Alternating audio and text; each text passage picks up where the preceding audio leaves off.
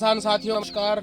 साथियों मैं doctor Krishna Yadav, doctor Jagdeep जी eigen biotech से, भाई धर्मेंद्र जी गिगनाऊ से। ये नेट हाउस का एरिया है जी, जिसके अंदर कैप्सिकम आपकी लगी हुई है, शिमला मिर्च। तीनों वैरायटियां इसमें लगी हुई हैं, हरी, लाल और पीली। इसके अंदर जो पीली है आपकी वो वरुण वैरायटी है आपकी इंडस सीड की। लाल जो है आपकी 15-14 नंबर वैरायटी है इंडस सीड की। और हरी जो है वो स्पार्क 333 नंबर हाइजन बायोटेक की है।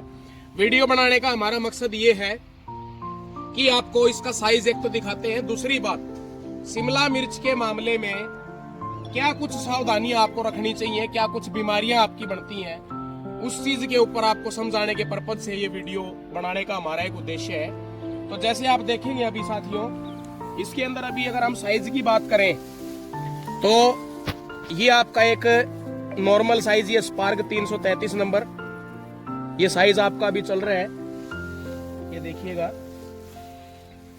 तो फ्रूटिंग इसके अंदर काफी अच्छी आई हुई है, ये देखिएगा आप, ये देखिएगा।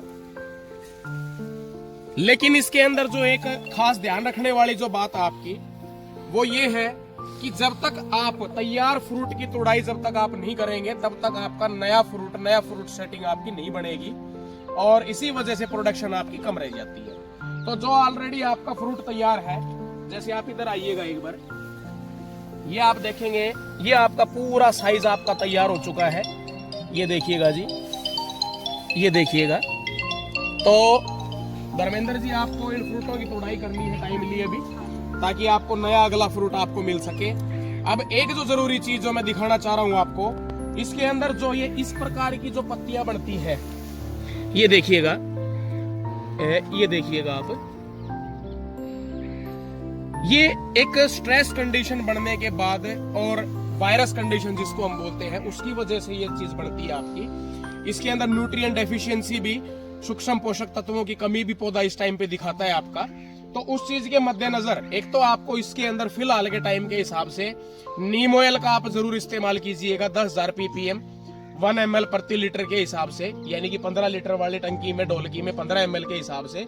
लेकिन उसके साथ में एक कोई भी आप अच्छा एडजुवेंट, जैसे आपका एप्सा 80 है या एक्टिव जेड है या एग्री 82 है, इनमें से कोई एक आप जरूर मिलाइएगा 10 से 15 ml तक प्रति टंकी के हिसाब से, ताकि ये इस प्रकार की कंडीशन आपकी ना बने। ये एक बार में खत्म नहीं होती है साथियों, इसके लिए आपको 4-5 दिन के अंतराल पे 2 स्प्रे आपको करने पड़ते हैं, ये देखिएगा आप। अब इसके अंदर आपकी माइक्रो न्यूट्रिएंट डेफिशिएंसी भी दिखेगी, ये देखिएगा, क्योंकि मिर्च के अंदर लीफ कर्ल जो बीमारी है आपकी, वो अकेला केवल वायरस की वजह से ही नहीं बनती है, उसका माइक्रो न्यूट्रिएंट डेफिशिएंसी की वजह से भी लीफ कर्ल आपका कैप्सिकम और चिल्ली के अंदर आपका बनता है। अब उस मामले में भी आपको माइक्रो न्यूट्रिएंट के मामले में भी आपको कोई एक बढ़िया अच्छा माइक्रो न्यूट्रिएंट आप इस्तेमाल करो।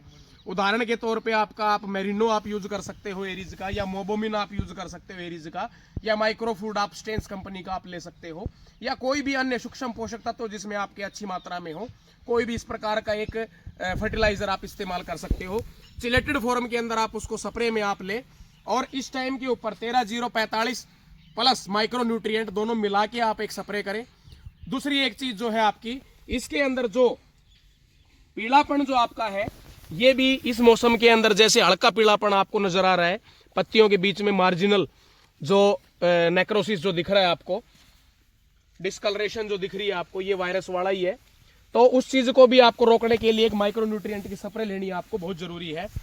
इधर आपके अंदर आप देखेंगे पूरा पीछे तक का सारा एरिया, ये भाई ने बड़ी अच्छी मेहनत की हुई है। धर्मेंद्र जी कुछ चीज मैं आपसे पूछना चाहूंगा कि ये अपनी पौध कब की लगी हुई है? आज 90 दिन हो चुके हैं भाई को ये लगाए हुए, और इससे आपका क्या फ्रूट का जो साइज आपका आ रहा है वो ठीक आ रहा है? बढ़िया, अच्छा फ्रूट साइज है। तो इसके अंदर आपने कोई चीज, कोई एक अच्छी, कोई इस प्रकार की आइटम जो आप कहना चाहो भाई, क्या मेन ध्यान रखने वाली बात है इसमें? तो ये मरोड़िया की शिकायत ज्यादा है, फिर जड़गलन की है। जड़गलन की, मरोड़िया और जड़गलन भाई ने 2 चीजें बताई। और मरोड़िया भी जैसे मैंने आपको बताया कि मरोड़िया की परिभाषा की अगर हम बात करें तो अकेला केवल सफेद मच्छर या किसी इंसेक्ट से ही नहीं बनता है इस टाइम पे, क्योंकि इस टाइम पे अगर आप देखेंगे तो कीटों की संख्या लगभग नगण्य होती है। तो उस मामले में आपका ये लीफ कर्लिंग जो इस टाइम पे बढ़ती है, माइक्रो न्यूट्रिएंट डेफिशिएंसी की वजह से बढ़ती है, तो उसका भी आपको स्प्रे जरूर लेके चलना है।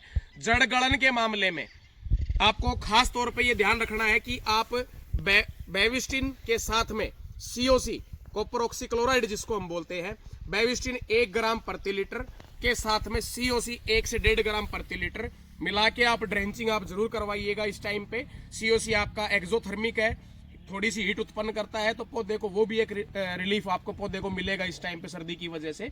दूसरी बात जो एक ध्यान रखने वाली है वो है इसकी जो हम बंधाई करते हैं वो। अब बंधाई के मामले में जब ये पौधा आपका अच्छी हाइट आपकी ले लेगा और जब आपका पूरा ग्रोथ पे जब ये आ जाएगा, पूरा फुटाव लेके पौधा, तो साइड से इसको बांधने की आप कोशिश करें ताकि पौधा आपका बीच में से तना ना फटे, आपका वजन की वजह से पौधा आपका ना फटे। उस मामले में आपको ध्यान रखने की जरूरत है। अब ये जो हाइजेन की स्पार्क 333 नंबर जो वैरायटी है, इसकी खास बात यही है कि इसका एक तो कलर फीका नहीं पड़ता और नेट हाउस के मामले में इसकी उत्पादन क्षमता 250 से 300 क्विंटल पर एकड़ की इसकी आती है आराम से। थोड़ा सा जमींदार को जो मैंने 2-3 बातें बताई उसका ध्यान रखना थोड़ा सा जरूरी होता है। मार्केट में डिमांड इसकी ठीक ठाक रहती है और नेट हाउस में लगाने का फायदा ये है कि एक ऑफ सीजन के हिसाब से भी आप इसकी एक अच्छी पैदावार आप इस वैरायटी से आप ले सकते हैं। धन्यवाद, जय हिंद।